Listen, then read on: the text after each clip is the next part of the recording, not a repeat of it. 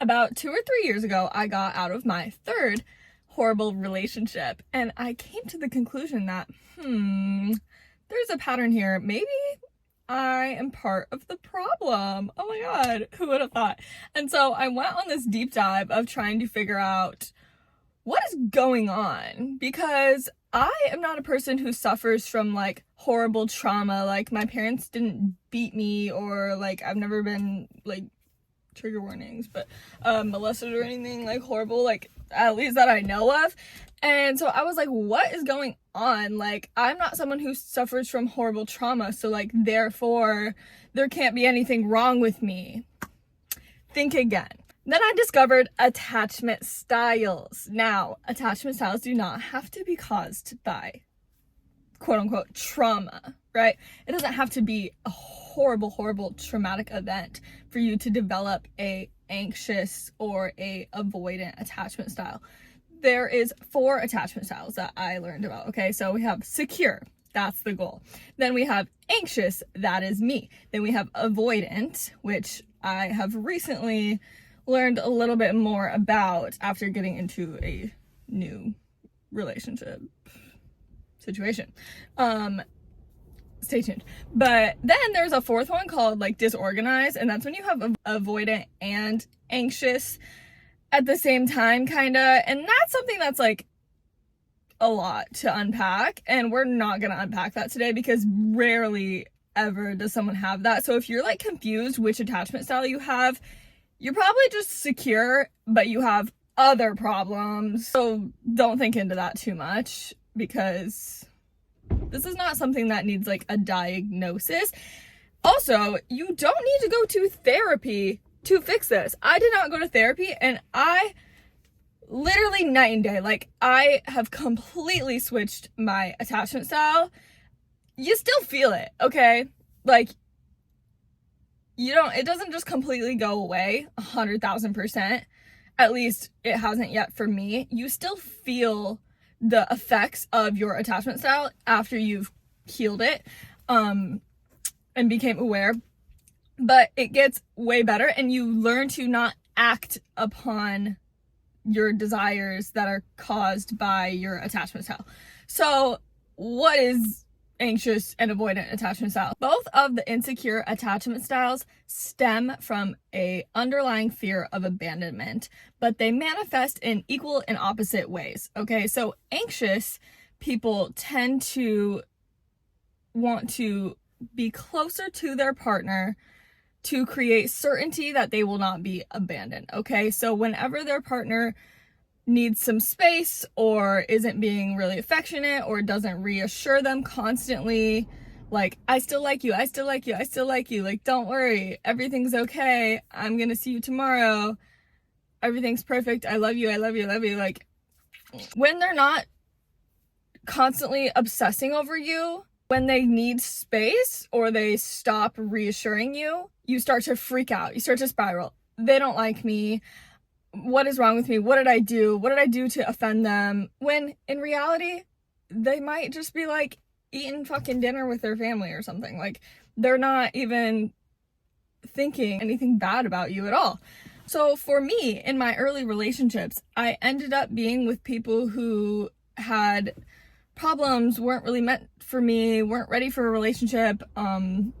Just like, I was with people that were not good for me, okay? And the reason I ended up with those people is because I was just wanting to be loved so bad, and I was so scared of someone leaving me, even when I didn't even really like them. Like, I just didn't want to be left, no matter what. I did not want to be left alone. So if I started a relationship with someone, I would just stay in the relationship because I was so afraid of how the other person perceived me in a romantic relationship. Also, side note, this can manifest in friendships and just family relationships too, but mostly it's just going to be romantic relationships. I don't really know the science behind that, but it's just the truth. So I ended up staying with people that would literally cheat on me or just like be fucking insane, call me names, do a bunch of horrible shit. And I was never perfect, all right? But Like, what the fuck was I doing? Looking back, I'm like, why would I stay with that person after they said and did those things to me? What the fuck? And it all was explained by understanding attachment styles and what the root cause of them are. So for anxious and avoidant people, it is caused by your childhood. Like, that's just the truth. Or it could also be caused by like early relationships. So for me, it was probably, I had a relationship when I was like 14 years old. Like, I was like dating this guy, and he was so insane. Oh my God. He was just really controlling, really manipulative. Like, he would even threaten to, like, you know, if I didn't like answer the phone. Like, we were constantly talking to each other, constantly. Like, we literally FaceTime and then fall asleep. Some people might think that's cute. It was not cute. It was weird that we would be so attached to each other that we would literally not be able to fall asleep without like being on the phone or like FaceTiming or being together. Actually, just kidding. We were 14. I don't think we were allowed to sleep together. Anyways, people like me and who have these avoidant attachment styles, like, they look at their parents and they're like, oh, well, I can't have avoidant attachment style because my parents are really good people. Like, my parents, me and my mom are so fucking close. Me and my dad are so close. They call me every day. I live far away. They call me every day. Like, they would do anything for me. They're wonderful. They're amazing. That does not take away from the fact that my emotional needs were a little fucked up when I was a kid, okay? It happens. It's all right. You know, no parents are going to be perfect. If your parents are perfect and you developed a secure attachment style, like, that's fucking awesome, but it's not the most likely thing that your parents are going to be perfect in every way. Like, they make mistakes too, and so maybe they made a few mistakes with you when you were a little kid, or maybe some shit went down. Like, for me, my parents are divorced. They got divorced when I was like 13 or something, and so probably just that alone, even though they're cool with each other to this day, like, they're BFFs, they're chilling, and they have healthy relationships with their new significant others, and they have healthy relationships with each other, and everything's chill. But I'm sure that a divorce still had an effect on me. Like, I was a child, you know, I probably freaked out and like wanted to be closer to my parents because I felt like they were abandoning each other and abandoning me. I don't know. We don't even need to analyze that, okay? But just bottom line is, your parents probably weren't perfect, or like your first relationships weren't perfect. You know, some shit went wrong.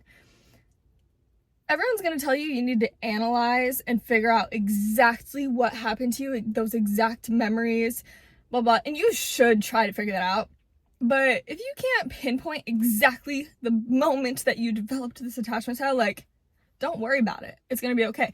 And the same thing goes for avoidance, because avoidants often have a situation where their parents were really, really busy with work, and they worked to provide for their kids.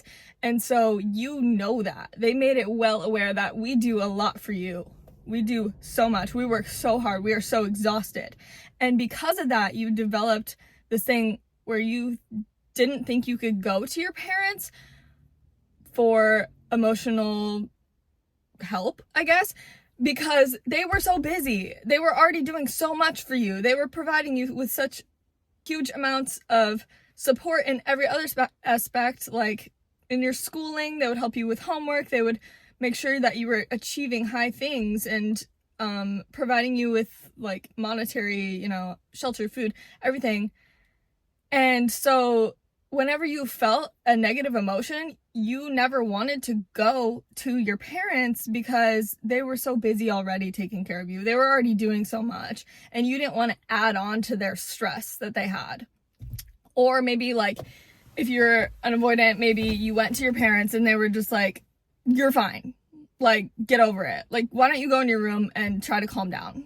Like, you're being crazy. Or just like dismissing your emotions in general. So as you can see, there's a number of things that can happen to you that might cause this, but ultimately, as your childhood, you should think about what happened to you when you were little, if you can get to that root cause, that is amazing, and that will help you heal so much. But if you're thinking right now and you're like, I don't fucking know, I don't even remember my childhood like I feel, that's okay. You can still make progress, period. Second thing you need to know, it's not even that hard. Like, it's really not that hard. You, like I said, you don't need to go to therapy. I did not go to therapy, and I feel infinitely better. Like, I have changed my entire life. I can detach from people. I can decide when it's time to move on from people and not have a full-on mental breakdown like I used to. Like, I remember the first, like, adult boyfriend I had, I was like 17, 18. When he tried to break up with me once, I literally like started crying, sobbing, like hyperventilating, like literally like like, no, like my world like is crashing down. Sorry, let me calm down. I used to be so insane, okay? The only time I stopped being so insane, you know, it got better and better throughout the relationships, but like not really. Sorry, my nose is so itchy. The only time that I got better is once I like got really significantly better is once I understood why it was happening, and that is because I have anxious attachment. So when people do not give me constant reassurance, I think that they're leaving me. So you know what object permanence is? Like this coconut water, right? When you're a baby, you do not have object permanence. Okay, so I'm like here. Oh, it's like the peekaboo, you know, like, oh my god. And they freak out because when you go behind your hands, they cannot see you. They think that you are disappeared from the universe. They think that you cease to exist. Like you see this coconut water, right? And then when it disappears, you believe that it does not exist. That is not true. This coconut water's right here. It was just hiding, right? So when you have anxious attachment, you have the same thing, but with your emotions. So when you're in a relationship, if they are not reassuring you, hey, I'm still here for you. I did not abandon you mentally or emotionally. I'm still here for whatever you need, and I can be reached at any time, and I still like you. I still love you, whatever. When they're not constantly saying that, like at least once a day or something, you know, you start to spiral and think, oh, maybe they didn't like me. Maybe they don't like me anymore. When that most likely is not true. And on top of that, if they don't like you, they should communicate that with you, and then you could break up and move on. But when you have insecure attachment, you think that that breakup is going to fucking kill you. You think that you will be dead without them. You think that you will not be able to emotionally handle life without their support. And when I say that out loud, that sounds insane. Like, life will go on, you will be okay without one person in your life. You can find a new person, or you can learn to handle your own emotions and not have to go to everyone else. The reason people develop this attachment style is because they tend to think, I am not okay, but you are. And every time I'm feeling especially inadequate emotionally, like I can't handle my own emotions, I will just go to you for reassurance that I am okay and that you're okay and everything's okay, and then I will return to normal. Like, you lack the ability to reassure yourself. So avoidants have the equal opposite, where they think that they are okay and you are not. So whenever emotionally heavy things happen or you get intense feelings, overwhelming, the avoidant attached people will go and hide away, lock themselves in their room, in their mind, be by themselves, and they can deal with their emotions that way. And they know how to self-soothe, because when they were younger, again, whenever they went to their parents, like, hey mom, I'm not feeling too good emotionally, I'm feeling overwhelmed, blah, blah, their mother was like, go deal with that on your own. That's none of my business, basically. I don't know what exactly your mother said to you, but something that meant that. Okay, so you learned to just go in your room, and you were not allowed to cry or whatever in front of your parents because they were too busy doing other shit, and they did not teach you how to handle your emotions and how to come back to a place of peace and love. So then you end up thinking the only way that I can be okay is if I isolate and deal with the emotions on my own. And you end up pushing those emotions down and never actually feeling them because you think that feeling emotions is bad. Or you think that there's no point in feeling emotions because your parents did not put emphasis on them. You think that they are not important. They do not matter. So you just shut them out. You just push them down, suppress them, save that for later. And then what happens is those emotions are forced to come out in other ways. So alcoholism, doom scrolling, like, you know, bad habits that distract you because you just cannot feel those emotions. Like, feeling emotions is bad. We are not doing that ever. No. There's no point. It doesn't do anything. It doesn't help us. It just makes you feel like shit every time. And so you learn to push them down, and then you do this for years and years and years and years and years, and that develops into this whole big issue. Okay, so when a anxious attached person and an avoidant attached person get into a relationship, you can see how that creates a huge issue. But don't worry, we can fix it, maybe. Let me get to that at the end. But what happens is the avoidant and the anxious are very attracted to each other because they have what each other needs, right? So anxious people admire people who can handle their own emotions and don't have to rely on other people. They're very independent. They're very focused, driven, because they like to distract themselves with work or with whatever, you know. So they admire each other, and the avoidant admires how the anxious person can so easily express their emotions and are not afraid to cry in front of them, or not afraid to just express their emotions in general. And so they admire each other and they are attracted to each other like magnets. At first, the avoidant is pursuing the anxious attached person, and the anxious attached person is feeling pretty secure because the avoidant is like, oh my god, like, where have you been all my life? You are amazing and perfect. This is awesome. We're gonna live happily ever after. I finally found someone who's not triggering me. And at first, things go fine because the anxious person feels pretty secure because the avoidant person is actually pursuing them, and they have evidence to prove that the avoidant likes the anxious. Okay, they're taking you on dates, they're buying you flowers, they're telling you, texting you, calling you, saying, yeah, like, I really like you, this is working, like, these are the things I like about you. And so the anxious isn't being super highly triggered at first, okay? Then the avoidant does something that the anxious doesn't really like. And then the anxious person goes, hey, you made me feel XYZ when you did this. Is there any way that we can, you know, work on this, have a conversation about it, blah, blah. The avoidant person only hears criticism. They do not hear how you're just trying to develop the relationship and develop intimacy and closeness with the person. They don't see any of that. They just feel emotions, suppress them, and then kind of freak out and panic because they feel like the anxious person is judging them. Okay? They deeply, deeply fear being judged, and so they would just rather not get close at all and not let you in at all, because that is a huge risk for them to be abandoned. They feel like when you get close, you will notice things about them, not like them, and abandon them, essentially. So as you can see, this starts to create a crazy loop because you, the anxious attached, goes to the avoidant saying, hey, can you help me with this emotional thing? The avoidant doesn't fucking know how to do emotional shit. They just avoid emotions altogether. And so how can they help you with your emotions when they can't even help themselves with their own emotions? That's not gonna work. And so they just dismiss you. They're just like, no, I don't think so.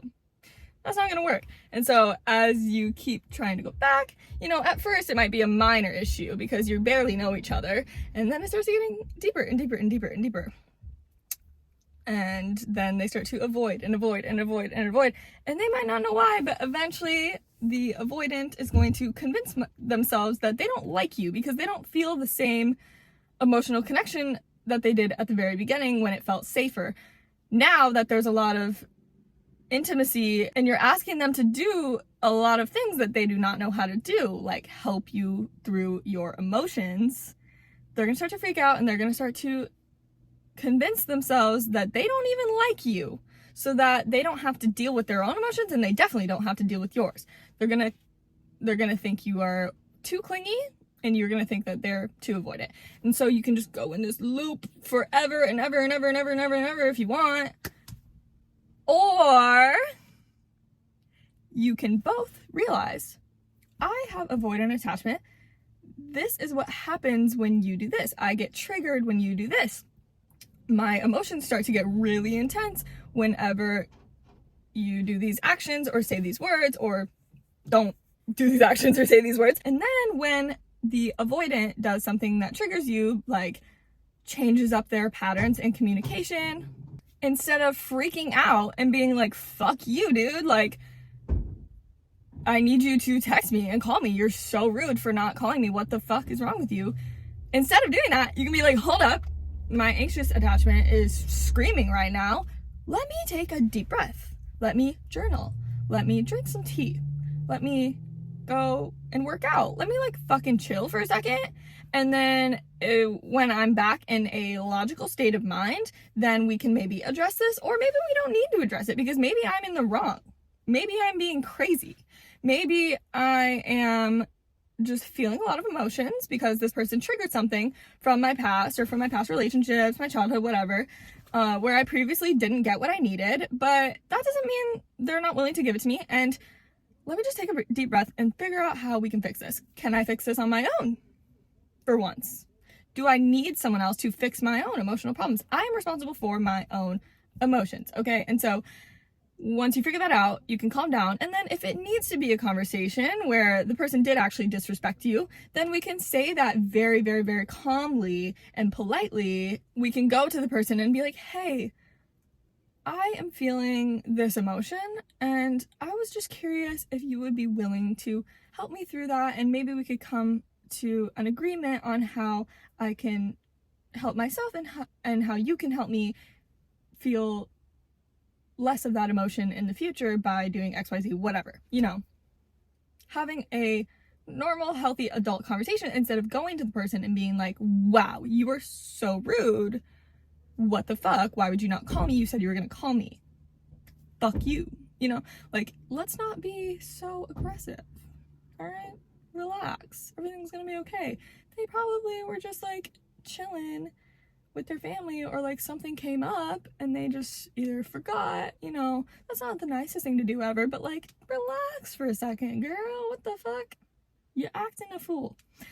Same thing with the avoidance, okay? If they can acknowledge, hey, I have avoidant attachment, and so whenever I feel like you need something emotionally from me, I feel like I am not going to be able to provide you with what you need, and that makes me feel really insecure, and that makes me feel really overwhelmed with emotion, and so I just suppress it down and then I ignore you. That's a common pattern that I have, and I'm recognizing that, and now I'm going to try and break it. So next time that I feel overwhelmed with the emotion, I'm going to sit with it for a little bit, you know, do my self-soothing, whatever, but then I'm going to come back. I'm not going to just ignore you forever. I'm going to come back and say, hey, I'm sorry, I just need some space for a moment. It's not about you. I just handle my emotions best when I'm alone, and I just need some time. I will come back to you at this time and date or whenever.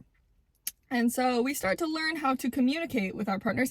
And so either the anxious will continually chase the avoidant, and the avoidant will continually run away from the anxious, and we continue in the cycle until it blows up in this big thing, or the avoidant just leaves and then goes months just distracting themselves, and then realizes months later, oh, I still want to be in a relationship. Why did I run away from that girl? I'm so confused, and then just goes back. That's one thing that can happen. And then the anxious will take the avoidant back because they were like, wait, you really did love me the whole time? Oh my God, what?